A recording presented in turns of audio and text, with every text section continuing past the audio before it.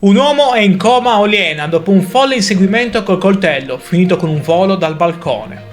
Tutto è iniziato intorno alle 5 del mattino in un'abitazione di Oliena. Io sono Matteo e ti ringrazio per essere qui sull'Isola Informa. Iscriviti e metti like per non perdere le informazioni sui casi di cronaca nella terra sarda. Secondo le prime ricostruzioni, l'aggressore sarebbe rientrato in casa trovando la madre con un'altra persona. Da lì è scoppiata una lite violentissima che è degenerata in pochi istanti. L'aggressore ha prima squarciato le gomme dell'auto della vittima, ma fin dove si è spinta la sua furia? Armato di coltello ha inseguito l'uomo fin dentro l'appartamento di Oliena. Per sfuggire ai fendenti, la vittima non ha avuto altra scelta che lanciarsi nel vuoto dal balcone.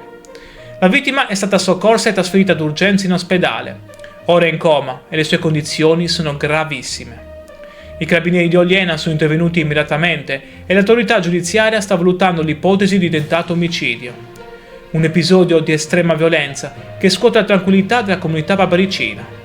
Pensi che si possa parlare di tentato omicidio o è stata una tragica fatalità durante una lite? Io sono per la prima opzione, ma sono curioso di conoscere la tua opinione. Infine, continua a seguirmi per restare informato su notizie che ogni giorno arrivano qui in Sardegna. Casi come quello di Oliena sono complessi da narrare, ma il tuo supporto permette di trasformare la cronaca in un momento di riflessione per tutta la comunità. Quindi grazie per il tuo tempo e stammi bene. Ciao.